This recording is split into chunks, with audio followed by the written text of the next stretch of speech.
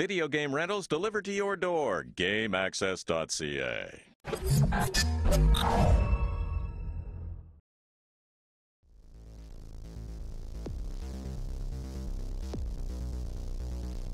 What's up, everyone? Welcome back to the Gamer-Nerdz Now Loading podcast. This is Dinx. I got a very, very special guest on the line. A little history first. If you guys played fighting games back in the mid-90s, you were familiar with Street Fighter, Mortal Kombat, and the one and only Killer Instinct. When the title came out for Super Nintendo, there was something different this time around. You had a CD focused on the music called Killer Cuts. It was no surprise because the music for Killer Instinct was one of its distinctive features. Fast forward a few years, we had Killer Instinct 2, which probably has my personal favorite music track of all time. You guys have to listen to the character select music. It's metal, it's awesome, it really sets the mood. But then the series kind of went dormant. And then we had the Microsoft E3 conference this year, 2013. And if you were speaking of Voyce, my first reactions to the Killer Instinct reveal was pretty much random keyboard presses for 2 straight minutes. I was super hyped, I'm super excited. You have no idea how much it means to see this game come back, retold, renew. And then to further my excitement, I learned that the one and only Mr. Mick Gordon is doing the sound effects for this game, the entire music design. Thank you so much for attending this Gamer-Nerdz Now Loading podcast. How's it been? How's it going? You're the only person actually to be on our podcast twice in a row. How you been, man? I feel incredibly lucky for that, man. Thank you so much. That's a great privilege. I'm wonderful, man. I'm kind of in super high, crazy stress mode at the moment. I have 3 projects and they're all kind of wrapping up at the moment. So we've had recording sessions all day today. There's recording all for the rest of the week. There's cutscenes on this game. There's fighters over here. There's scary things over there. So there's so much going on, man. But it's so good to talk to you guys. Thanks so much for having me. Yeah, I think the first real surprise was we learned that Double Helix was doing the Killer Instinct remakes, and, their history has been kind of spotty, but we've been seeing these videos. If you guys, go to Shuriken.com, you'll see all the stuff from Maximilian outlining the fighting mechanics and what have you, but there's been a real strong focus on the music, and when I learned that Mick was doing it, based on the work he's done in Routine and stuff, I was excited. And then I started seeing the little snippets you've been releasing on Vine and stuff, so I'm extremely excited for this game. So why don't you tell the listeners, how exactly were you approached? Double Helix, doing Killer Instinct was one thing, but how did they approach you, and what was your initial reaction to working on that? Well, that's the thing, isn't it? I mean, Killer Instinct, it's been about 17 years. Very long time. Since we've seen Killer Instinct.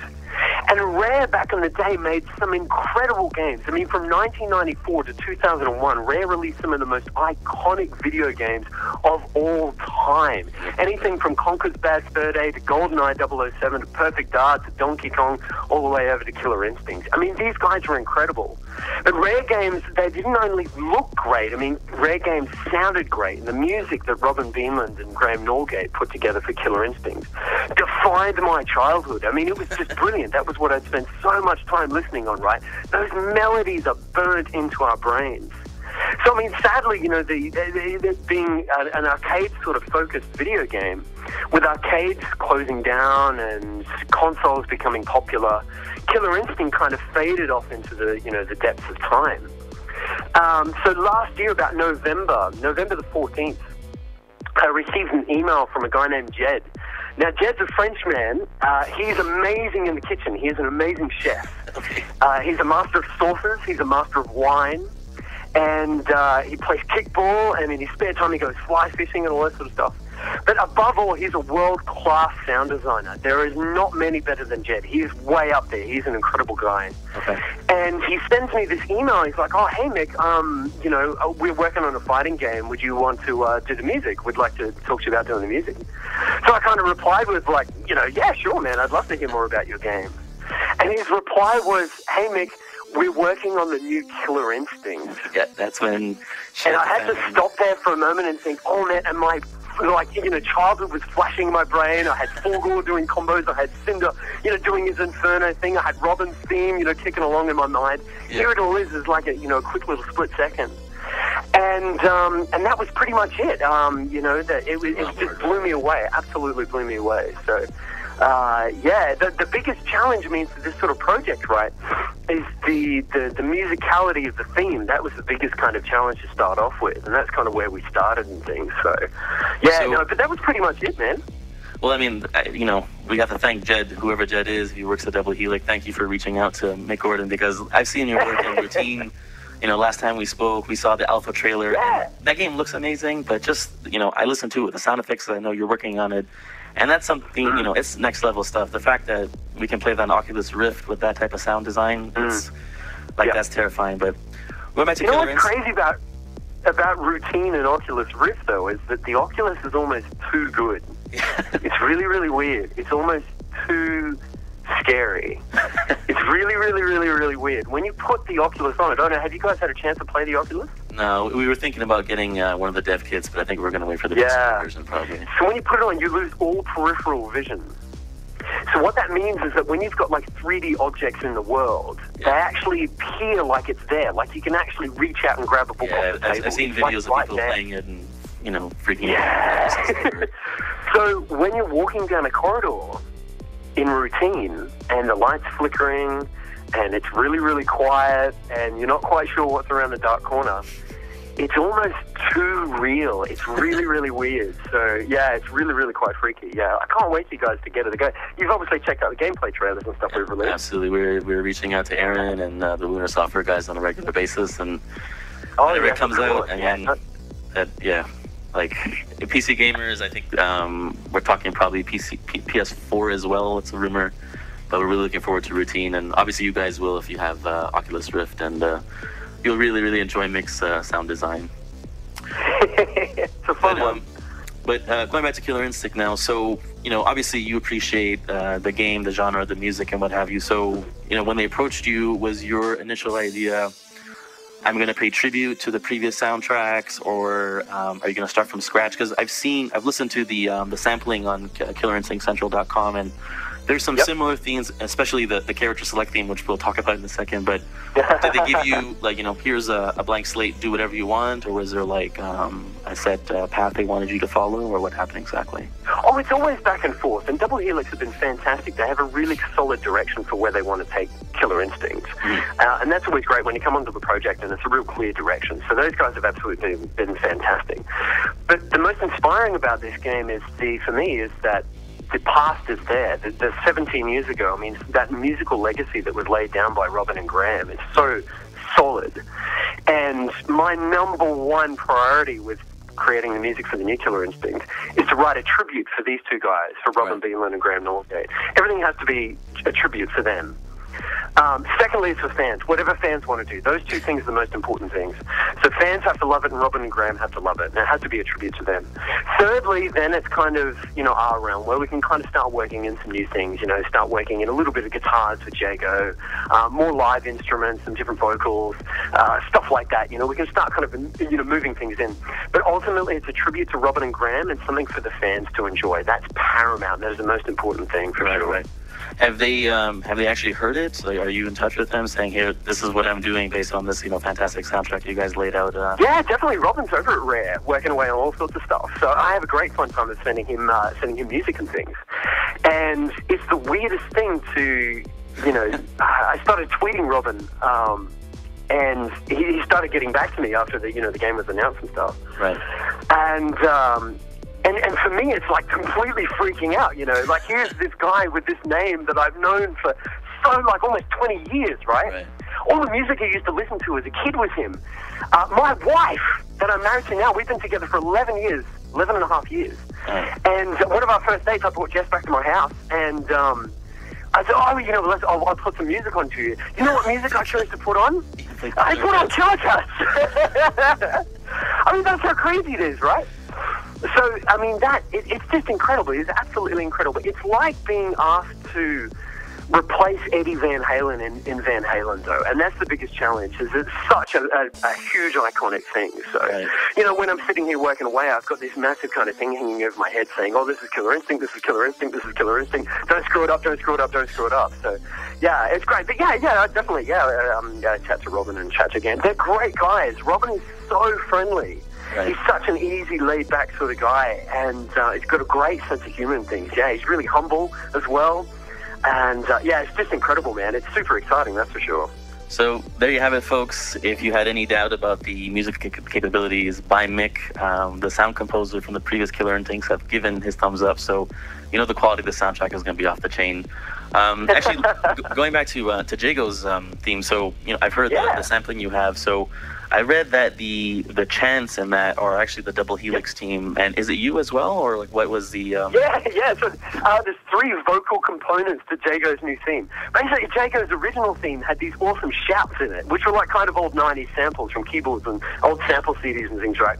But we're like, well, let's really bump that up. You know, let's take that and times it by 10 and see where we get. So I traveled to Double Helix earlier this year in February, and we set up a bunch of microphones and things in their lunchroom, and we got the entire team to do all the big shouts and grunts and stuff that you hear throughout the tracks, all like "Wah!" and all that sort of stuff. Is all the Double Helix do. But I've always wanted to work with this wonderful, incredible female vocalist named Julie Aversa. And she's absolutely incredible. She's traveling around the world at the moment singing for video games live. Right at the moment, she's off in China doing all sorts of stuff over there. So she's absolutely awesome. I've known Jillian for a few years, and finally we've got a chance to work with her. So that's her singing the vocal, the female parts, the really high parts and things throughout the Jago's theme. Oh, okay, right. And so yeah, there's those 2 things. And then the chanting stuff is me. I totally destroyed my voice trying to do that stuff. Yeah, because I'm like I'm listening to it. Being Tibetan, right? Oh, sorry, what were we going to say, dude? I was listening to it, and I'm like, this could be Mick, you know, like there's a slight chance, and now that I'm speaking to you, I'm kind of seeing it. So, I mean, it's great. It's, you know, it really, like, I've seen these videos that, you know, Maximilian, he's posting about how the dynamic music is actually the big thing I want to talk to you about. So how that changes with the, you know, the orientation of the fight and what's going on. So was that your idea, or did Double Helix say, we want this, so build around this idea, or how did that actually come about?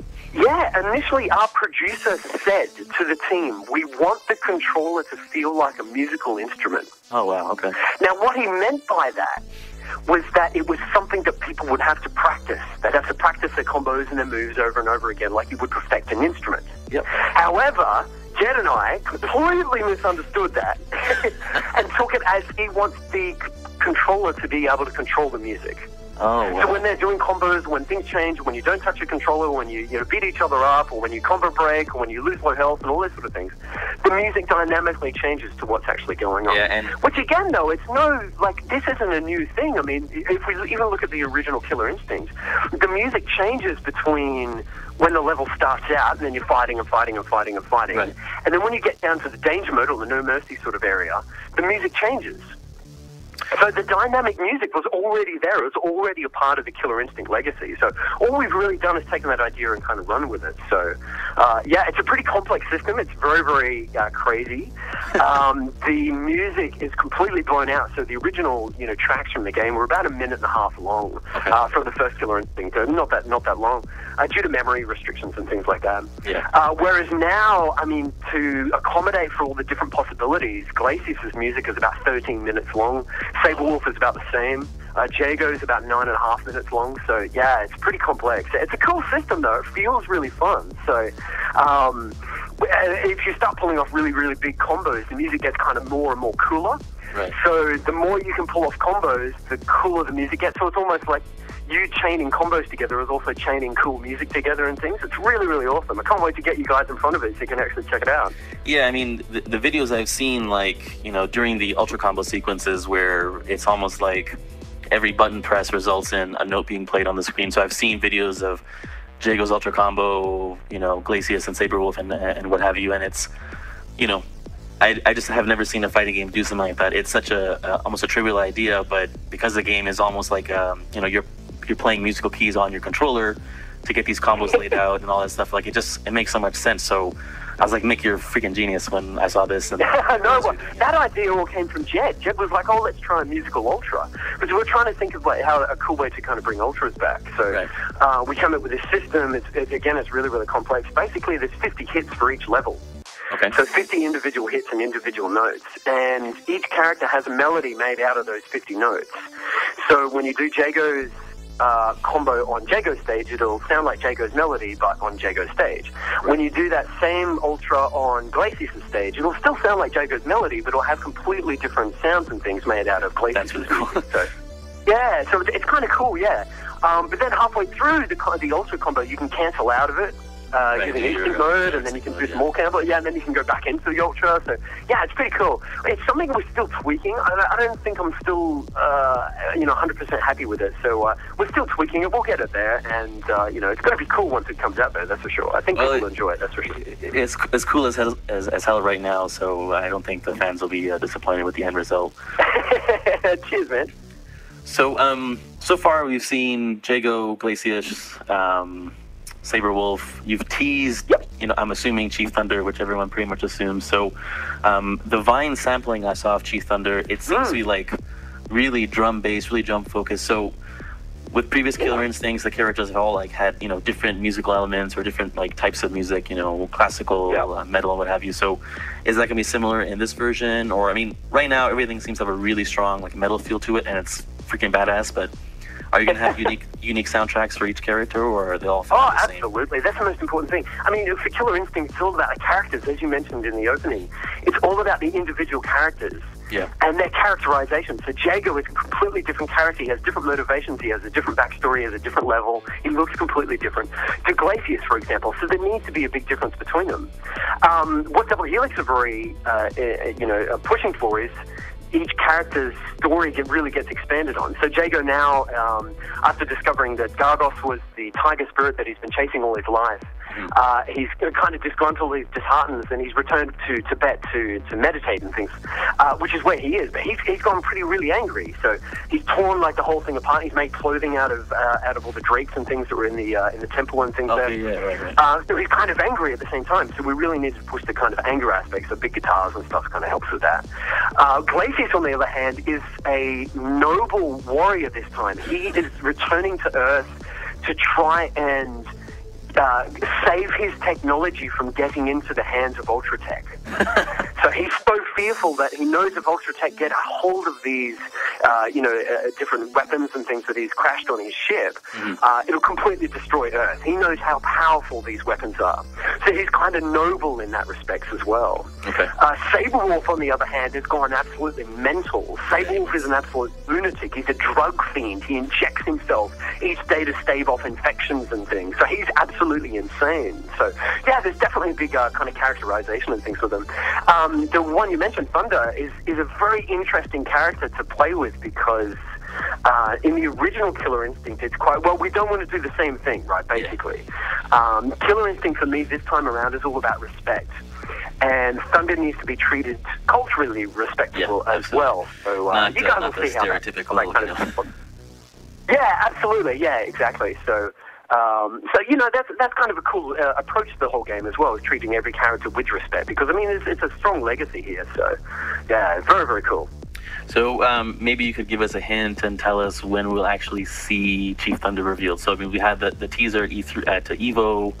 We had, a couple of snippets on your Vine, so we're going to see him soon, or is it still Gamescom? Yeah, I believe, I'm only making the music, so I don't really know the release schedule. From what I've been told, Thunder's going to be shown off at Gamescom, I think, in about 2 weeks. 2 weeks, okay, cool. I think that's what they're doing. At that same event, I believe we're teasing the next character. Oh, awesome. Okay, well, the fans are going to be pretty ecstatic about that.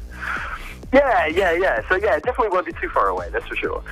So, next thing I want to ask you was about, so I know you're obviously focusing on the music and all that, but the sound design itself, so, the effects in the game, the characters' grunts and all that, are you doing that as well, or is it Double Helix? No, that's mainly Jed. That's Jed doing a lot of that thing. We also have a little bit of help from Zach Quiles, who's at Microsoft. He's been helping out with that. Jed's been doing all the kind of hit sounds and all that sort of thing.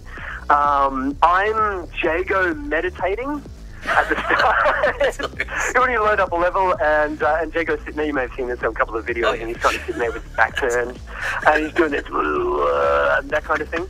That's me, and that's the only kind of part I have in it. But no, other than that, it's all Jed stuff, and he's been doing an incredible job too. Jed's absolutely insane. He takes his old pair of jeans to work, and he chucks them in the freezer so they go really hard. Okay. And then he brings it out and he starts whacking it and lighting it on fire and kicking it and throwing it about the room to record the sounds, and that all became Glacius's kind of movement sounds and things like that. He recorded a bunch of dolphins and whales and things for Glacius' speech.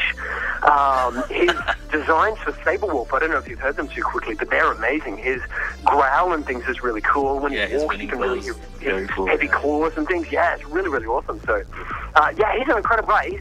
I can't remember, I think his footsteps for Glacius he made out of a old Peugeot or something. It was an old car, and he was just slamming the doors shut over and over again, and those become Glacius' footsteps. So he's an incredibly creative individual.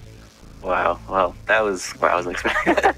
That's awesome. So, next thing I want to talk to you about is a soundtrack that's very dear to my heart, the character select theme from Killer Instinct 2. Oh, yeah. I mean, I've, worked out to it, I've sent emails to it, I've had breakfast to it. It is literally my favorite soundtrack ever. You guys can ask Voyce. I mean, I listen to it still to this day. So when I heard your version of the character select theme, which is a fantastic, modernization of that, and the fact that it's so metal, there's so much bass, it's so bad. I know you've only released maybe a 20-second clip, which really sucks. I want the full version. I mean, it's that just got me so hyped. Just like that, I'll literally sit in the character select screen and listen to that soundtrack again. So yeah, man. What was the original Killer Instinct. So Killer Instinct 1's character selection theme, to me, is the most badass piece of music ever written for a video game. It was only outdone once, and that was in Killer Instinct 2. Yep. It is the most evil, fist-pumping, ready-to-punch each other piece of music I've ever heard in a video game. It is absolutely genius. It is incredibly simple musically, and it works absolutely brilliantly. So there was no chance I was going to think of anything else. Absolutely not. The whole goal with that one was just to bring it into the future realm, I guess, was what you mentioned there. Kind of updated and things a little bit. Just make it heavier.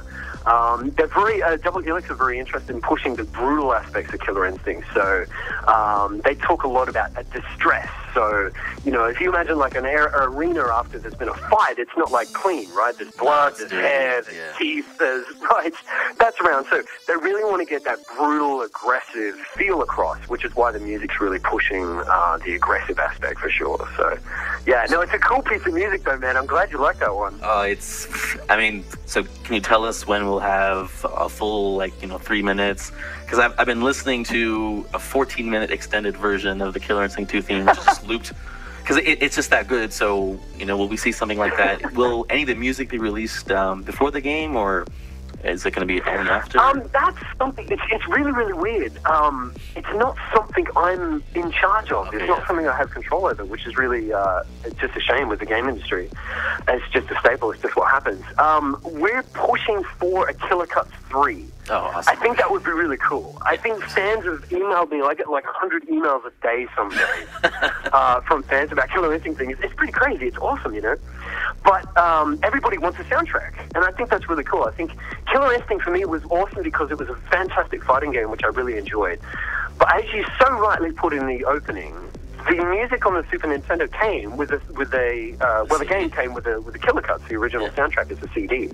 So for me, I'm not sure, don't quote me on it, but it's one of the original video game soundtrack releases, They couldn't even put it in the shops, they had to release it alongside the game. So that musical legacy needs to stay around. So I'd really love to see a Killer Cuts 3 come out. We could do an iTunes release or a digital version or even a pre-order thing that comes with the game or something like that. But yeah, I'd love to have it out.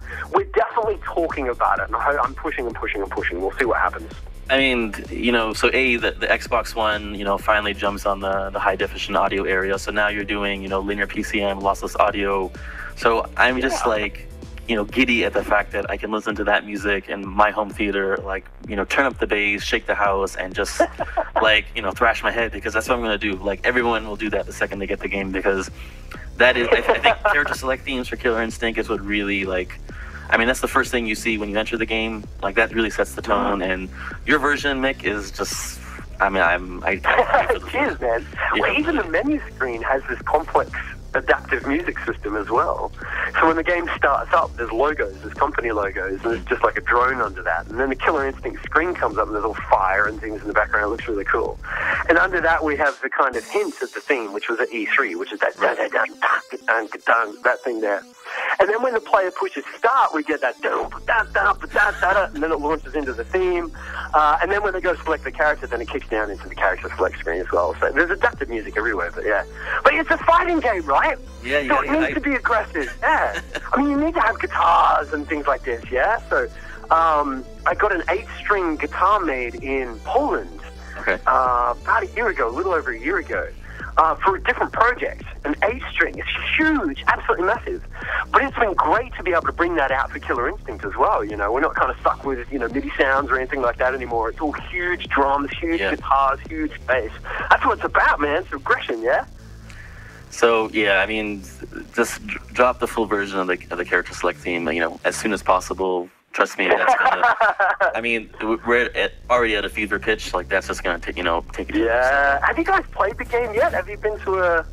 No, we're in Montreal, so there hasn't been any Xbox One stations, anything I can think of. But yeah, I think we probably won't get our hands on it probably till launch, unless there's some local Microsoft events. But you know, I'll live, you know, through your Vine page, through your Twitter feed until I see like, here's the full version of the character select theme. You know, download. I'm gonna snap that up instantly. What was when you finished it? If it is finished, what did Double Helix think of? You know, here's the new character select theme. Was it just like instant thumbs up, or were they like, you know, make something better, or what was their initial version of it? Obviously there's a couple of different themes. There's the main theme, obviously, which is the one that kind of everybody recognizes. Then there's, you know, the cool ones, the character select scheme. But the main theme we went through, oh man, it was like 7 months. I think it was about 7 months of different attempts and different tries. And it's so nice to hear that, you know, people like the version, because some of the other versions and things that I tried were absolutely terrible. They were really, really bad. You know, sometimes you just got to try things, you know. You don't know if the journey is going to lead to an interesting destination if you never take that first step. So often it's worth just traveling down that road for a little while just to see what you arrive at. Not all the time you arrive. I mean, we did about, as I said, 7 months. So I don't know, there was about 20 different versions of the theme just to get it right. So it was pretty crazy, man. If people had heard some of the other ones I did, they'd be, you know, stringing me up and hanging me up by now, I'm sure. I'm sure they want to hear it. No, never, no. But the interesting one was, you know, the character select. I did on a Saturday, and I just sat here and kind of banged it out and sent it off to Double Helix, and they're like, "Yep, straight in the game. It's easy." So once you find that sound on a game, once you find the kind of direction, the overall direction, right? Yeah, it's pretty easy. So we started with the theme. We started with Jago, and once we got Jago right, we got the theme right, and then the others kind of flow from there, which is quite nice. Yeah. So, you know, obviously there's a lot of metal inspiration, and that's just been you know, a standard with Killer Instinct. What other, you know, musical types of themes and industries are inspiring Killer Instinct? Are we going to see, you know, more metal, more classic? You know, is it even going to be dubstep or something? Like, what are they doing for the? And I know you can't tell us about other characters, even though I want you to tell me, but like, maybe some sort of hints at what else is inspiring the soundtrack. Yeah, no, definitely, for sure. So, metal's an interesting one because the original Killer Instinct theme was kind of metal-focused. It was like, you know, the driving guitars, that kind of thing going there, right? So it's taking that and running with it and seeing where that leads. So, you know, there's a lot of metal influences or heavy influences. I'm hesitant to say metal. There's obviously be some characters that might, you know, lean towards metal. You can think which ones they might be. But then, you know, there's other characters that kind of have a little heavier influences. Basically, we don't kind of go for musical influences and musical styles. So we don't really say, oh, we need guitars in this one, we need strings in this one, we need brass in this one. What we look for is the character's backstory. So with Glacius, for example, when I first heard about the game and was really excited, I was like, yeah, cool, I'll be able to do some kind of, you know, industrial stuff for Glacius. But then when I started getting his stories through and these images and his level, his visuals and things, it was clear that that kind of industrial, harsh, cold kind of thing from the past didn't quite fit him as well. Yeah, so we needed more of a big, mysterious, epic, alien type of vibe instead. So I've melded that with kind of digital industrial influences from his previous music. So it's more just about, you know, how do we achieve a mood, basically, yeah. Right, because his KI2 soundtrack, which I was listening to earlier today, I mean, it's pretty unique compared to the other tracks in the sequel. So you know that, and it's one of the cooler tracks in my personal opinion. But that was it's great to hear that, you know, even though the backstories and the story of Killer Instinct have been kind of, you know, secondary to the gameplay and pretty ridiculous, to be honest. But it's good to see that there is some, you know, direct correlation between what we're reading, what we're seeing, and, you know, the music quality, which again is you know, going to look amazing. Cheers, man. And I mean, to keep everybody happy too, every single original theme is making an appearance in the game. Oh, awesome. Okay. Well, every single original theme is making an appearance in the game. However, they're hidden. Okay. So it's up to the player to find these hidden themes. Okay. So the way that the player can find these themes, and this is the takeaway, so to find the original themes, you must fight against your instincts. That has to be the marketing tagline. That has to be, you know, the commercials. That's kind of like that's gold right there. Helix doesn't use that. Oh yeah. Oh man, it's marketing taglines. I was trying to think. The original Killer Instinct had some pretty crazy. I can't remember what it was. Yeah, I don't remember the other. Oh yes, I do remember. Sorry, I'm so sorry. So the original Killer Instinct, Robin, who's absolutely brilliant and absolutely wonderful, thankfully and wonderfully and kindly sent me original DAT sessions, original Pro Tools sessions from the original score, the original music. Wow, okay. Now, yeah, man, I mean, listening through this stuff is just incredible. It's absolutely mind-blowing. There's also some unreleased tracks, things that have never been heard before. Okay. But I also got all the original dialogue recording sessions, all the stuff with, you know, Orchid's character and Glacius and Cinder and all that sort of stuff, all the things that Ken Lobb did for Thunder and stuff. I mean, it's all there. I've got the original recordings. And they were planning on this original marketing kind of line. You know, back in the 90s, it was all about having a cool line to go with things, right? The extreme. And the line that they were looking at one point was, I kid you not, you have the right to remain violent. How cool is that? Back in the 90s, that would have been so cool, I reckon. Oh, man, a long way we've come, haven't we? Another major, you know, aspect of Killer Instinct obviously has been, you know, ultra combos, and I've seen maybe 10 different iterations of just the announcer, you know, screaming an ultra combo or ultra, you know. So, do you have any influence with that, or have you heard it and give your suggestions? Yeah, not really. That's mainly Jed and the team. So the announcer is something that's constantly being tweaked and constantly being changed. There's 2 announcers that you will hear in the game on videos and things around the moment. One of the announcers, who was the original one that we started launching some videos, was Chris Sutherland, who was the original kind of programmer who worked at Rare. And he was the guy who originally performed the voice, that Killer Instinct voice, that was his voice. It was Chris Sutherland. So we did a dialogue session with him, so we've got all his stuff, which is cool. Our producer did some as well. He's the more shouty one. He's the more the kind of aggressive. Yeah. And then we're kind of seeing like what else we can do with it at the moment. I'm not really sure. I mean, I'm just kind of sitting here banging away on the music and all that sort of thing. Mainly that's Jed stuff. But I know you'll be able to change the announcer. So if you don't like one announcer, you can change it. Yeah, I read that on the forums that because a lot of people are, which is cool. They're going back and forth, and they kind of want a choice, which is awesome. Yeah. Well, see, here's the question, though. Here's the interesting one. What do you do for the announcer? I mean, if you make it so much like the original one, it has a great sound, but for a modern audience, I don't know if that sound really works. Maybe it will, maybe it won't. We're not really quite sure at the moment. What would you do if you were going to approach the announcer for a new Killer Instinct game? How would you treat it? I've heard so there's been different renditions at EVO, at E3, you know, I think there was a different one at PAX Australia, and there's the current iteration, he almost doesn't sound loud enough. It seems like he goes like ultra, you know. There was one where he's like literally screaming at the top of his lung, like ultra, you know, like that one was for me the best one, because, you know, when this game is played competitively and when you're online, I mean, that's gonna make me stand up, you know, and freak out and stuff. So personally, I would choose that one. But I think, you know, like you said, giving the choice, like in other fighting games, like Ultimate Marvel, for example, you know, the players have choice between the soundtracks. Like, do you want a classic soundtrack? Or, absolutely. So I think giving the choice to the players is probably the best thing. And obviously, it seems like Del Helix is really paying attention to fan feedback and all that. So, you know. Oh yeah, definitely, absolutely. Well, this is what we come back to the same before, is that it's all about a tribute to Rare and a tribute to the fans, and to whatever fans want. Well, keep in mind, though, I mean, you know, we've got to do something. We've got to do something new. We've got to kind of bring it back. We can't just do a HD remake, although I think that'd be cool as well. I mean, I'd certainly play a HD remake. Of course. Oh, man, that'd be awesome. But certainly if you're going to do a new kind of iteration in the series, if you're going to bring it forward into 2013, you kind of need to add some new things. So the challenge is where do you pick those new things? Right. So fans obviously seem a little bit happy with changing the music a little bit, which is nice.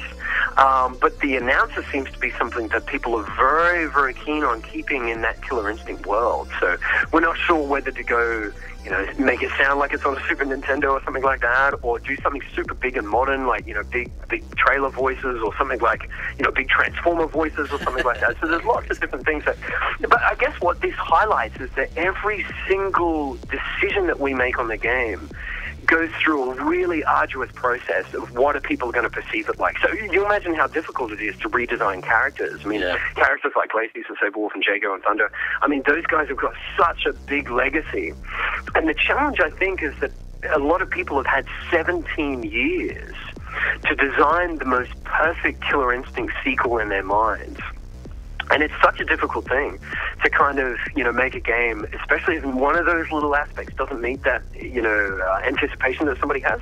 It becomes very, very difficult. It's true. But it just shows how passionate people are about Killer Instinct. That's the most amazing thing. Yeah, I think the initial reactions, you know, aside from mine, which was just random gibberish on my keyboard for like 5 straight minutes. I mean, you know, it was rumored to be brought back, and then the rumor died down, and then no one knew who was making the game. So when I saw that green screen and the announcer scream out Killer Instinct, I mean, me and, you know, a million other people all stood up and we clapped our hands. Like, that is, you know, we wanted to see that for a long time.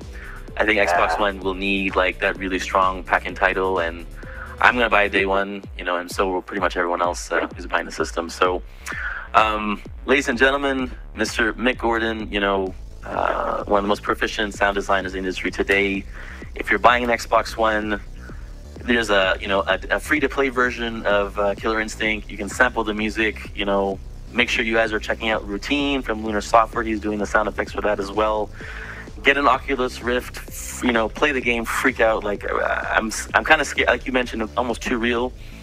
The trailer I saw for the alpha trailer, like, that was almost like intimidating to watch. So I can't imagine being immersed with that type of sound design. So why don't you tell the listeners where they can follow you and keep on updates about more Killer Instinct music stuff? Yeah, sure. Probably the easiest way is track me down over Twitter, guys. So you can find me at Mick, M-I-C-K, and then underscore, and then Gordon, G-O-R-D-O-N.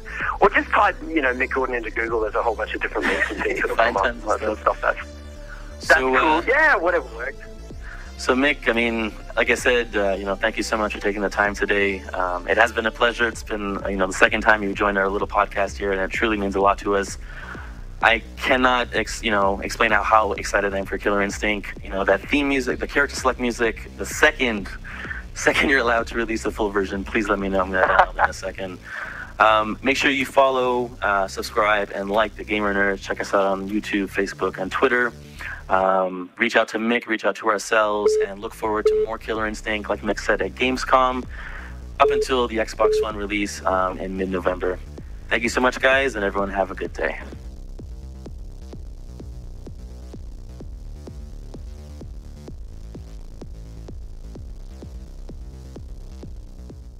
Go to our channel. Yeah, totally check out our channel. I think they should subscribe also. Oh my god, subscribe right away. What are you waiting for? Probably a good idea, subscribe.